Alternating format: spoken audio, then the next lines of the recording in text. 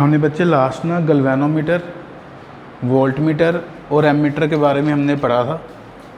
आपने सिंपल यही एक बात याद रखनी है, जब एमीटर की बात आ जाए तो जो शंट होता है उसका फॉर्मूला होता है IG/I-. एमीटर वाले केस में आपको लो रेजिस्टेंस लगाना पड़ता है पैरेलल में।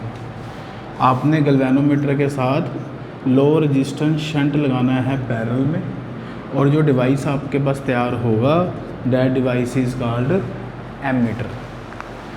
Ammeter is a low resistance device, इसका रेजिस्टेंस बहुत कम है, चाहे इसमें शंट लगता है पैरेलल में।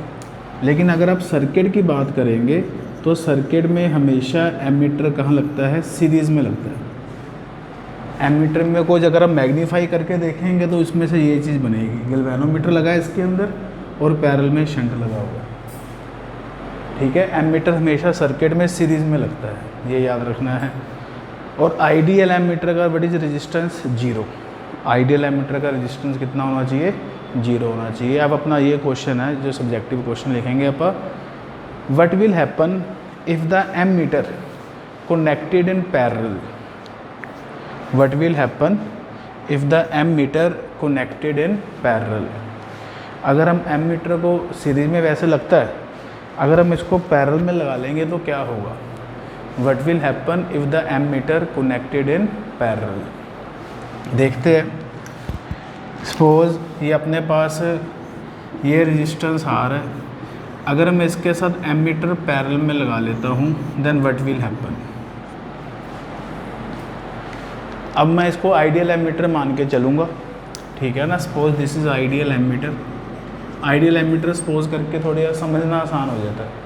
आइडियल एमीटर का आपको पता है जो रेजिस्टेंस है वो कितना होता है, 0 होता है। आइडियल एमीटर का रेजिस्टेंस कितना होता है, 0 होता है। यहाँ से आपके पास करंट I आ रहा है, ठीक है, यहाँ पे पहुँचा करंट। अब ऊपर रेजिस्टेंस 0 है, नीचे रेजिस्टेंस R है, तो करंट की टेंडेंसी होती है कि यहाँ पे रेजिस्टेंस ना हो, उसमें से पास करे। तो जो ये करंट आ रहा है ना, ये करंट सारा का सारा एमीटर में से ही पास करके इधर चला जाएगा। इसमें से करंट पास करेगा ही नहीं। क्यों नहीं करेगा, क्योंकि ऊपर वाला रेजिस्टेंस ना 0 है। तो अगर 0 रेजिस्टेंस तो करंट वहाँ से निकल जाएगा। इसको हम कहते हैं शॉर्ट सर्किट हो गया, कि इस रेजिस्टेंस R का कोई रोल नहीं है अब। तो जिस डिवाइस को आपने रेजिस्टेंस R को करंट देना था उसको तो करंट मिला ही नहीं, है ना जी। सर्किट बाहर से करंट सारा का सारा निकल गया। इसके कारण हम ये कह सकते हैं कि सर्किट विल नॉट वर्क। अब ये सपोज करो कि ये रेजिस्टेंस जो मैंने लगा रखा है ना, suppose this is a bulb, एक बल्ब है।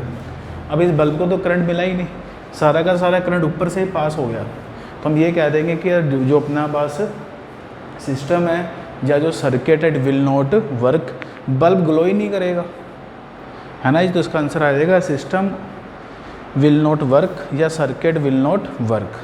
अगर आपने एग्जांपल लिया बल्ब की, तो जो बल्ब है इट विल नॉट ग्लो, जो बल्ब है वो ग्लो नहीं करेगा, ठीक है। ये तो बात होगी अगर हम एमीटर को सीरीज़ में लगा दें, सॉरी पैरेलल में लगा दें। अगला क्वेश्चन बनता है वोल्टमीटर की बात करते हैं आप। वोल्टमीटर बच्चे हमेशा हम कहाँ लगाते हैं, वोल्टमीटर हमेशा लगता होता है पैरेलल में, है ना जी। Voltmeter is a high resistant device. और वोल्टमीटर को बनाते कैसे है, गैल्वेनोमीटर के साथ हाई रेजिस्टेंस आप सीरीज़ में लगाएंगे तो जो डिवाइस आपके पास बनेगा that device is called voltmeter. और जो वोल्टमीटर होता है ये रेजिस्टेंस R के साथ हमेशा किस में लगता है, पैरेलल में लगता है। वोल्टमीटर हमेशा रेजिस्टेंस R के साथ पैरेलल में कनेक्ट होता है, ठीक है। अब क्वेश्चन अपना ये है कि अगर हम वोल्टमीटर को सीरीज़ में लगा दें then what will happen. Question लिखेंगे, what will happen if the voltmeter connected in series. What will happen if the voltmeter connected in series. तो ये अपने पास रेजिस्टेंस है और मैंने ना वोल्टमीटर को सीरीज़ में लगा लिया है। तो बच्चे अगर हम वोल्टमीटर को सीरीज़ में लगा लेंगे, voltmeter is a high resistant device, तो और अब मानते हैं कि ये वोल्टमीटर कौन सा है, आइडियल वोल्टमीटर है। आइडियल सपोज करके समझ आएगी सारी बात। ये आइडियल वोल्टमीटर है। और आइडियल वोल्टमीटर का आपको पता है रेजिस्टेंस कितना होता है, इनफाइनाइट होता है। आइडियल वोल्टमीटर का जो रेजिस्टेंस है इट इज़ इनफाइनाइट। अगर बच्चे इसका रेजिस्टेंस इनफाइनाइट हो गया तो जो करंट होगा सर्किट में वो तो जीरो ही हो जाएगा ना, करंट फ्लो ही नहीं करेगा। अगर रेजिस्टेंस इनफाइनाइट है तो करंट का क्या फॉर्मूला होता है, अगर इसका EMF E है तो करंट का फॉर्मूला होता है E/R + RV। What is RV? Resistance of voltmeter. और आइडियल वोल्टमीटर का आपको मैंने बताया रेजिस्टेंस इन्फिनिटी होता है and anything divide by infinity कितना होता है, जीरो होता है। तो सर्किट विल नॉट वर्क। तो अगर आप वोल्टमीटर को फिजिक्स लैब में कभी सीरीज़ में लगा दोगे ना, आप चेक करोगे सर्किट काम नहीं करेगा। एमीटर को पैरेलल में लगा लोगे तब भी सर्किट वर्क नहीं करेगा। तो ये बच्चे आपको मैंने एक इंट्रोडक्शन दी है वोल्टमीटर की, गैल्वेनोमीटर की और एमीटर की। अब ये एक बात आप याद रखेंगे, एमीटर का जो रेजिस्टेंस है वो सबसे कम होता है, गैल्वेनोमीटर का रेजिस्टेंस उससे ज़्यादा होता है और सबसे ज़्यादा रेजिस्टेंस किसका होता है, वोल्टमीटर का होता है। ठीक है, चलिए ये अपना बच्चे ये वाला चैप्टर ख़त्म हो गया, अपना 3B हमारा ख़त्म हो गया। नेक्स्ट हमने अब 3C स्टार्ट करना है, दैट इज़ मैग्नेटिज़म। हेडिंग बनाएंगे आप सब लोग, मैग्नेटिज़म क्या है, मैग्नेटिज़म दैट इज़ 3C। हाँ जी, व्हाट इज़ मैग्नेटिज़म। इसमें बच्चे हमने ना बार मैग्नेट के बारे में पढ़ना है। एक तो हमने बार मैग्नेट क्या है, मैग्नेटिक की प्रॉपर्टीज़ हमने पढ़नी है, जो आपने 9th-10th में पढ़ा हुआ है। बेसिक सी बातें मैग्नेट्स के बारे में वो हमने पढ़ना है। तो आज आपको मैं सबसे पहले इंट्रोडक्शन दे रहा हूँ बार मैग्नेट के बारे में। तो बार मैग्नेट आप सबने देखी होगी, इस तरह की बार मैग्नेट होती है और इस बार मैग्नेट को में इसके थोड़े से अंदर नॉर्थ पोल और साउथ पोल होते हैं।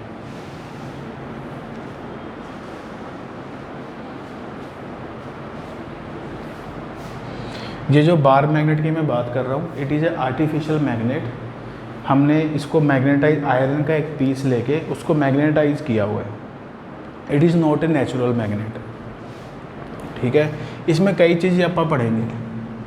तो सबसे पहले आप बार मैग्नेट की प्रॉपर्टीज़ पढ़ते हैं। जो प्रॉपर्टीज़ आपको पहले से पता है वही हमने एक तरह का रिव्यू देना है। इसकी फर्स्ट प्रॉपर्टी क्या है बार मैग्नेट की, आपको पता है जब भी हम मैग्नेट को फ्रीली सस्पेंड करेंगे, when ever the magnet is freely suspended, वो हमेशा किस तरफ सेट हो जाती है, अपने आप को नॉर्थ साउथ में अपने आप को सेट कर लेती है। मैंने जो टिल्टेड बनाया इसका एक कारण है, जब हम अर्थ मैग्नेटिज्म पढ़ेंगे तब आपको पता चलेगा कि मैंने टिल्टेड क्यों बनाया। तो इसकी फर्स्ट बेसिक प्रॉपर्टी यही है कि when the magnet is suspended freely, when the magnet is suspended freely it align in the north south direction. When the magnet is suspended freely it align in the north south direction. Simple सी बातें है। Second property इसकी आती है, अगर हम bar magnet को iron filings में डाल दें, आयरन पाउडर में डाल दें, तो हम क्या देखेंगे कि जो आयरन पाउडर है वो पोल्स पे ज़्यादा कलेक्ट हो गया, साइड्स पे आयरन पाउडर ज़्यादा कलेक्ट हो गया। इसका मतलब बार मैग्नेट के एजेस पे, साइड्स पे मैग्नेटिक फील्ड ज़्यादा स्ट्रॉन्ग है। अगर हम बार मैग्नेट को आयरन पाउडर में डाल दें, आयरन फिलिंग्स कहते हैं इसको हम, आयरन फिलिंग्स में डाल दे तो जो आयरन की फिलिंग्स है वो पोल्स पे ज़्यादा कलेक्ट हो जाती है। इसका मतलब जो मैग्नेटिक फील्ड है वो पोल्स पे ज़्यादा स्ट्रॉन्ग है। थर्ड प्रॉपर्टी आती है, बार मैग्नेट के जो नॉर्थ पोल और साउथ पोल है ना वो बिल्कुल एज पे नहीं है, वो थोड़ा सा अंदर है। नॉर्थ पोल और साउथ पोल बिल्कुल एज पे नहीं है, वो थोड़ा सा अंदर है। और इन नॉर्थ और साउथ में जो डिस्टेंस होता है that distance is 2L। North south में जो डिस्टेंस है दैट इज़ 2L और इस डिस्टेंस को हमने नाम दिया हुआ है मैग्नेटिक लेंथ। बार मैग्नेट में नॉर्थ साउथ थोड़े से अंदर की तरफ होते हैं, और जो डिस्टेंस होता है नॉर्थ साउथ में उसको हम 2L लेते हैं बाय डिफ़ॉल्ट। अभी आपको आगे पता चल जाएगा ऐसा क्यों है। और इस डिस्टेंस का नाम है मैग्नेटिक लेंथ। बार मैग्नेट की जो एक्चुअल लेंथ है, ये वाली एक्चुअल लेंथ है जो, that is called geometrical length. That is called geometrical length. जो एक्चुअल लेंथ है दैट इज़ ज्योमेट्रिकल लेंथ, और जो नॉर्थ और साउथ में डिस्टेंस है वो मैग्नेटिक लेंथ है। और आपको वैसे भी डायग्राम से पता चल रहा है कि इसकी जो ज्योमेट्रिकल लेंथ है GL वो ग्रेटर है मैग्नेटिक लेंथ से ML। शॉर्ट फॉर्म में लिखा है वैसे मैंने, मैग्नेटिक लेंथ से ज़्यादा है ज्योमेट्रिकल लेंथ। ठीक है, बेसिक सी प्रॉपर्टी है, ये आपने पहले भी पढ़ी हुई है।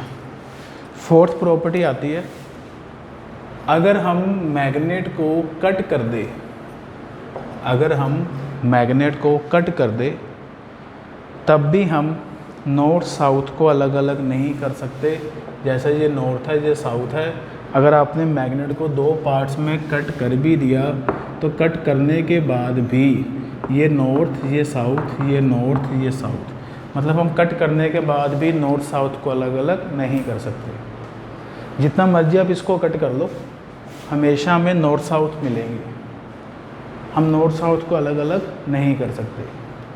तो अगर हम मैग्नेटिज्म में नॉर्थ साउथ को अलग अलग नहीं कर सकते, इसका मतलब ये है कि मैग्नेटिज्म में monopole does not exist. Magnetism में क्या एग्जिस्ट नहीं करता? मोनोपोल नहीं होता। मोनोपोल का मतलब है कि सिंगल नॉर्थ पोल नहीं मिलेगा आपको, सिंगल साउथ पोल नहीं मिलेगा, हमेशा आपको नॉर्थ के साथ साउथ मिलेगा। मैग्नेटिज्म में मोनोपोल डज नॉट एग्जिस्ट। ये प्रॉपर्टी नंबर 4 हो गई। ऐसे 2-3 प्रॉपर्टीज़ हो रहे हैं, वो आप बुक से रीड कर लेना। ठीक है, बार मैग्नेट की प्रॉपर्टीज़ ही है। अब बात आती है मैग्नेटिक लाइंस के बारे में, जो बार मैग्नेट की मैग्नेटिक लाइंस है। ये अभी जस्ट एक चैप्टर की इंट्रोडक्शन चल रही है, चैप्टर अभी मेन ये स्टार्ट होगा अभी। मैग्नेटिक लाइंस क्या होती है? मैग्नेटिक लाइंस जो बार मैग्नेट की होती है वो नॉर्थ पोल से निकलती है और साउथ पोल में एंटर करती है। मैग्नेटिक लाइंस, और inside the magnet south to north होती है। मतलब आउटसाइड द मैग्नेट तो ये नॉर्थ से साउथ जाती है, और मैग्नेट के अंदर ये जाती है साउथ टू नॉर्थ। तो ये अपने पास बार मैग्नेट की मैग्नेटिक लाइंस हमने बनाई है। Outside the magnet north to south है, और इनसाइड द मैग्नेट जो है वो साउथ टू नॉर्थ है। इसका मतलब जो मैग्नेटिक लाइंस है ना, मैग्नेट वाले केस में they make a close loops, ये क्लोज लूप्स बनाती है। देखो आपके सामने है, नॉर्थ से निकल रही है और साउथ में जा रही है, और वापस साउथ से नॉर्थ में आ रही है, क्लोज लूप बनाती है। लेकिन जो इलेक्ट्रिकल लाइंस अपन ने पढ़ी थी ना फर्स्ट चैप्टर में, इलेक्ट्रिकल लाइंस, उसमें इलेक्ट्रिकल लाइंस क्लोज लूप नहीं बनाती थी। यही दोनों में मेन डिफरेंस है। मैग्नेटिक लाइंस तो क्लोज लूप बनाती है, इलेक्ट्रिकल लाइंस आपने पढ़ा होगा जैसे पॉजिटिव चार्ज है, पॉजिटिव चार्ज की इलेक्ट्रिकल लाइन सिर्फ बाहर निकलती है डायरेक्ट, बस ये क्लोज लूप नहीं बनाती। तो मैग्नेटिक लाइंस लेकिन क्या बनाती है? क्लोज लूप बनाती है। एक तो ये आपने याद रखना है। दूसरी बात ये याद रखनी है कि मैग्नेटिक लाइन पे अगर हम किसी भी पॉइंट पे टेंजेंट ड्रा करेंगे तो वो टेंजेंट आपको क्या बताएगा? डायरेक्शन बताएगा कि किस डायरेक्शन में हाइपोथेटिकल नॉर्थ पोल मूव करेगा, मतलब डायरेक्शन बताएगा। बस अभी फ़िलहाल ये याद रखो कि मैग्नेटिक लाइन की क्या डायरेक्शन है। Tangent at A given point give the direction. ये हमने इलेक्ट्रिकल लाइन में भी यही पढ़ा था कि जो टेंजेंट है वो हमें डायरेक्शन बताता है। And two lines never intersect each other, दो लाइंस आपस में कभी भी इंटरसेक्ट नहीं कर सकती, because at the point of intersection we can draw two tangents and that will give the two directions. At the point of intersection we can draw two tangents and it will give two directions. Not possible. ये basic से बातें हैं magnetic lines के बारे में और bar magnet के बारे में। ठीक है, अब आपका चैप्टर, अब हम मेन स्टार्ट कर रहे हैं मैग्नेटिज्म में लिए।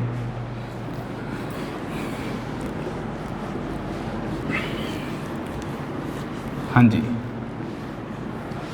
सबसे पहले इसमें एक डेफिनेशन आती है pole strength.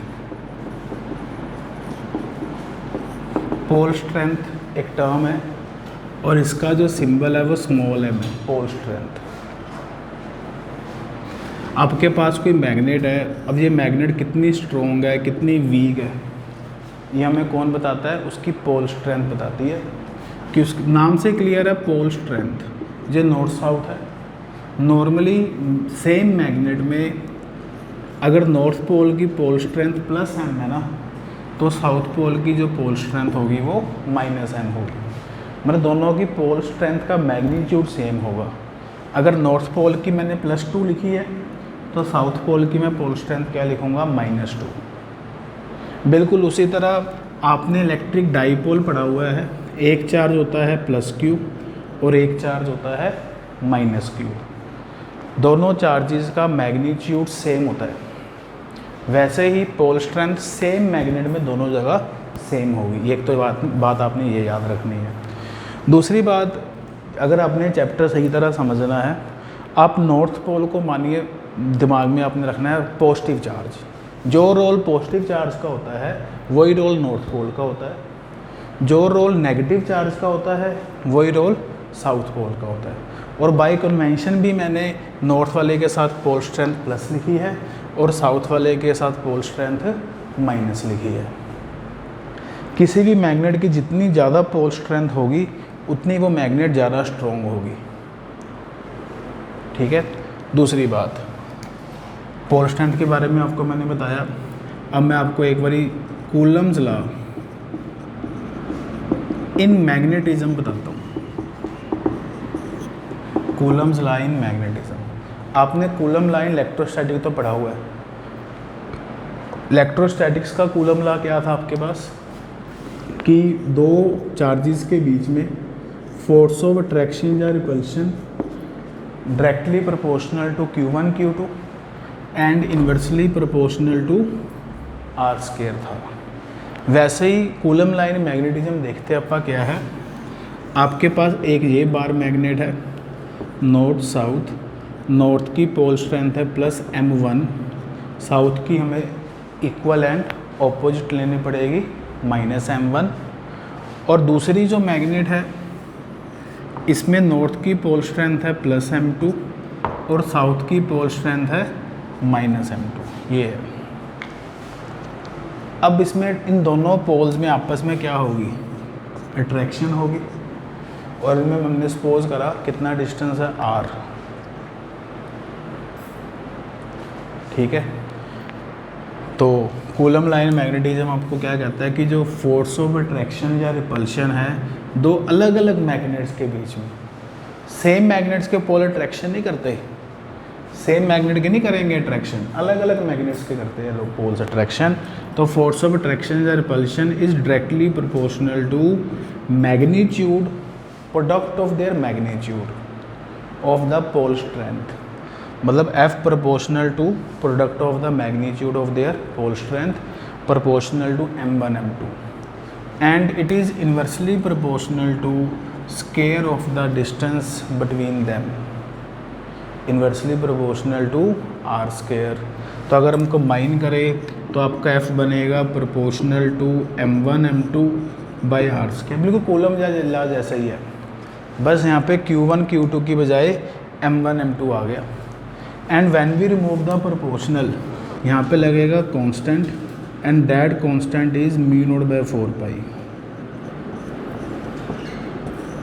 That constant is μ0/4 pi. तो this is the Coulomb law in magnetism. इस कूलम लॉ इन मैग्नेटिज्म की हेल्प से हम ना पोल स्ट्रेंथ की डेफिनेशन बना सकते हैं।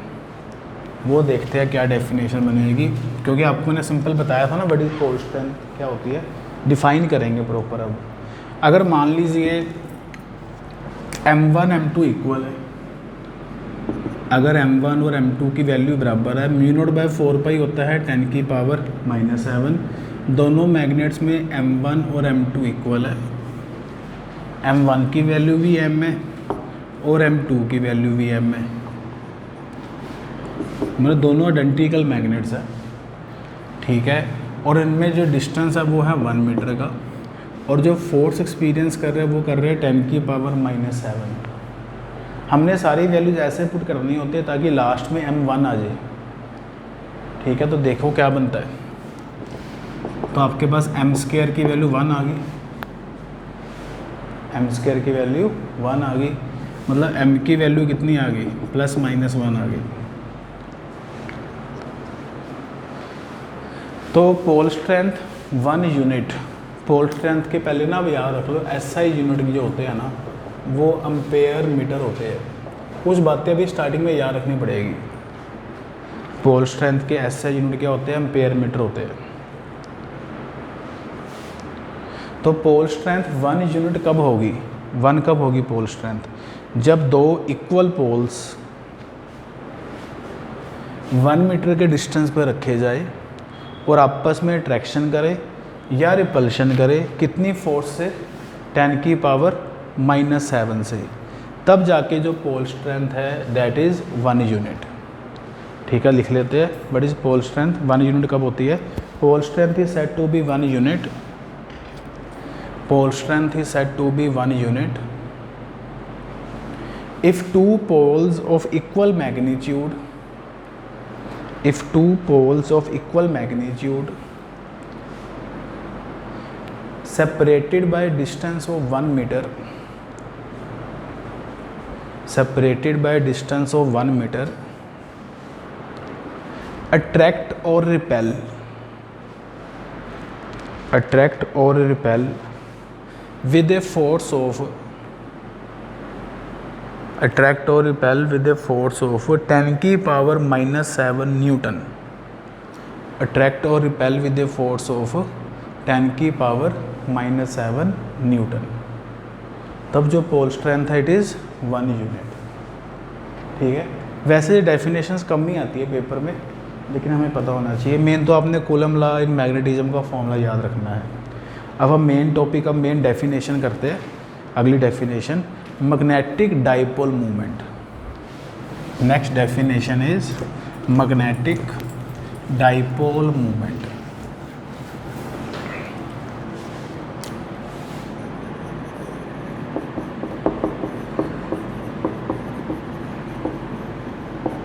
Capital M। What is magnetic dipole movement? ये अपने पास मैग्नेट है, ये मैग्नेट का साउथ पोल, ये नॉर्थ पोल है। साउथ पोल की पोल स्ट्रेंथ होती है -m, नॉर्थ पोल की पोल स्ट्रेंथ होती है +m। साउथ नॉर्थ में जो डिस्टेंस है that distance is 2l, by default अपन डिस्टेंस 2l लेते हैं। तो what is magnetic dipole movement, capital M equal to small m into 2l, इधर 2l पे वेक्टर और इधर m पे वेक्टर। बिल्कुल उसी तरह जैसे अपन ने इलेक्ट्रिक डाइपोल P का फॉर्मूला नहीं याद किया था, Q इंटू 2l, वैसे ही मैग्नेटिक डाइपोल मूवमेंट का फॉर्मूला है m इंटू 2l। मतलब मैग्नेटिज्म है ना, आपके पास चार्ज Q की बजाय पोल स्ट्रेंथ आएगी स्मॉल m, ये याद रखना है, बाकी सब कुछ एक जैसा ही है। तो what is magnetic dipole movement, ये किसका प्रोडक्ट है? It is a product of the magnitude of the pole strength with किसके साथ, डिस्टेंस बिटवीन द पोल्स। तो इसके ऊपर डेफिनेशन लिख लेते हैं। Magnetic dipole movement is defined as product of the, is defined as product of the magnitude of pole strength, defined as product of the magnitude of the pole strength of either pole, of either pole with distance between them, of either pole with distance between them। मतलब ये इसका formula है। इसके SI units, अब आपको मैं थोड़ा आपको समझाता हूँ। आपने ना m का ये भी फॉर्मूला याद किया होगा ना, NIA, मैग्नेटिक डायपोल मोमेंट, पिछले चैप्टर में NIA। और इससे अगर अपन ने ऐसा यूनिट बनाए तो वो पता क्या बने थे, एम्पेयर मीटर स्क्वायर बने थे, करंट एम्पेयर में और एरिया मीटर स्क्वायर में। तो अभी हम फिलहाल यही याद करेंगे, इसका ऐसा यूनिट एम्पेयर मीटर स्क्वायर। ठीक है, इसकी डायरेक्शन साउथ टू नॉर्थ होती है। साउथ को अपन नेगेटिव चार्ज की तरह सपोज करते हैं और नॉर्थ को हम पॉजिटिव चार्ज की तरह सपोज करते हैं। तो आपको याद होगा डायपोल मोमेंट P की डायरेक्शन भी हम लेते थे नेगेटिव टू पॉजिटिव, तो वैसे ही मैग्नेटिक डायपोल मोमेंट की डायरेक्शन भी साउथ टू नॉर्थ में ली जाएगी। ठीक है, उसके बाद ये कौन सी क्वांटिटी है पता ही है आपको, वेक्टर क्वांटिटी है। Magnetic dipole moment is a vector quantity. ठीक है बच्चे, यहाँ तक हम करते हैं। नेक्स्ट क्लास में हम इसके न्यूमेरिकल्स ट्राई करेंगे मैग्नेटिक डायपोल मोमेंट के। ठीक है जी, थैंक यू।